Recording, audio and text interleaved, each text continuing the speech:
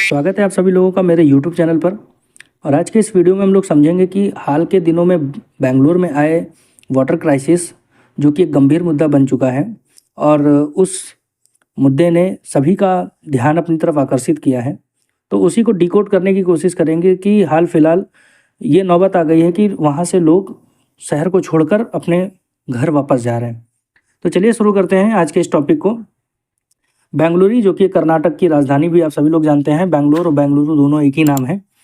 बेंगलुरु में जल संकट एक गंभीर मुद्दा बन चुका है और इसके पीछे कई रीज़न हो सकते हैं, कई कारण हो सकते हैं, जैसे कि बढ़ती आबादी है और एक शहरीकरण के साथ साथ देखें आप, जितना ज़्यादा शहरीकरण होगा पानी की डिमांड भी बढ़ेगी।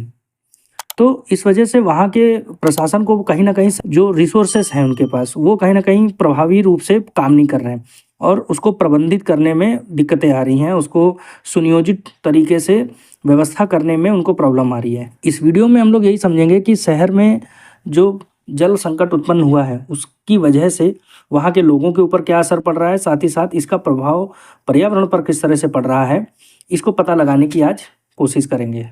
बेंगलुरु में जल संकट का जो एक मेन रीज़न है वो एक तरह से वाटर रिसोर्सेज जो है उसको बहुत ही मिसमैनेज तरीके से किया गया है। साथ ही जो कि वाटर बॉडीज़ हैं या जो लेक्स हैं उस पर बहुत ज़्यादा इंक्रोचमेंट भी हुआ है, जिसकी वजह से उसमें पॉल्यूशन भी हो रहा है। और इस मेन रीज़न की वजह से ही कहीं ना कहीं वाटर के स्टोरेज यानी पानी का जो भंडारण है उस और उसकी जो आपूर्ति है उसकी क्षमता में कमी आई है। इसके अलावा तेज़ी से शहरीकरण के कारण जो ग्राउंड वाटर लेवल है वो बहुत कम हो गया है। इन कारणों की वजह से ही सामूहिक रूप से शहर में पानी की आपूर्ति में कमी आई है और जो विशेष रूप से गर्मियों के महीनों के दौरान सबसे ज़्यादा महसूस की जाती है।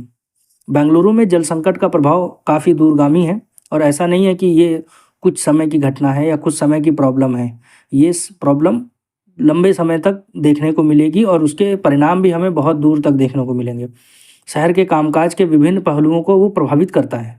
साथ ही साथ पानी की जो कमी है इसके कारण महत्वपूर्ण संसाधन तक पहुंच को लेकर प्रतिस्पर्धा और संघर्ष भी बढ़ गया है, क्योंकि जिनके पास वाटर अवेलेबल है तो जो प्राइवेट बॉडीज़ हैं वो वाटर को एक तरह से होल्ड करके रख लिया है उन्होंने और उसकी सप्लाई पर एक तरह से कहीं ना कहीं वो अपना कमांड रख रहे हैं, जिसकी वजह से परिधीय क्षेत्रों पर जहाँ पानी की आपूर्ति सीमित है वहाँ पानी नहीं पहुँच पा रहा है ठीक से।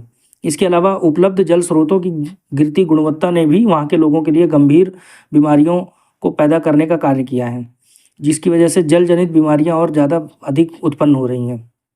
इसके अलावा जल संकट के पर्यावरणीय परिणाम भी बहुत महत्वपूर्ण हैं, क्योंकि जितने भी वाटर बॉडीज़ हैं या जो ग्राउंड वाटर लेवल है उसमें जैसे जैसे कमी आती जा रही है वहाँ के इकोलॉजिकल सिस्टम में भी इसका प्रभाव पड़ रहा है। बेंगलुरु में मेनली जो जल संकट है एक तरह से इसको अगर दूर किया जाने की अगर मैं बात करूँ, इसको दूर करने के कई सारे प्रोसेस चलाए भी गए हैं और कई सारे कार्य किए भी गए हैं, लेकिन हमें ये देखना होगा कि भविष्य में किस तरह के सख्त कानून या सख्त नियमों को लागू किया जाए जिसकी वजह से जो अतिक्रमण हो रहा है और जो प्रदूषण हो रहा है उसको रोका जा सके। पॉल्यूशन और इंक्रोचमेंट सबसे बड़ी प्रॉब्लम है वहाँ की। साथ ही साथ लेक्स का कंजर्वेशन, साथ ही साथ rejuvenation of water bodies is also is very important और ये हमारी पहली प्रायोरिटी में होना चाहिए।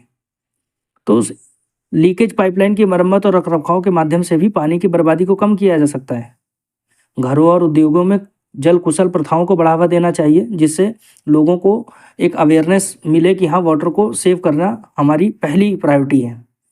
शहर के लोगों को पानी के प्रति काफ़ी, वाटर का जो यूज़ है उसके प्रति काफ़ी अवेयर होना चाहिए और जिम्मेदार होना चाहिए। साथ ही इस तरह की भावना पैदा होनी चाहिए जिसकी वजह से जन जागरूकता का अभियान चलाया जा सके और शैक्षिक कार्यक्रम चलाए जाने चाहिए। निष्कर्ष यही है कि बेंगलुरु में जो जल संकट है एक जटिल और बहुआयामी मुद्दा है और ये सिर्फ बेंगलुरु तक ही सीमित नहीं रहेगा, वो दुनिया के किसी न किसी कोने में हमें देखने को मिल ही जाता है, इंडिया में भी मिल रहा है। इन संकटों के कारणों की वजह से स्थायी समाधान लागू करना वहाँ के प्रशासन की पहली प्राथमिकता है। जल संरक्षण प्रयासों को बढ़ावा देना चाहिए, साथ ही शहर भावी पीढ़ियों के लिए अपने पर्यावरण की सुरक्षा करना वहाँ के निवासियों का पहला कर्तव्य है और न्याय संगत तरीके से जल आपूर्ति सुनिश्चित करने की दिशा में प्रयास करना चाहिए। केवल सामूहिक और लगातार प्रयासों से ही बेंगलुरु अपने जल संकट पर काबू पा सकता है और एक स्थायी जल भविष्य की सुरक्षित योजना बना सकता है।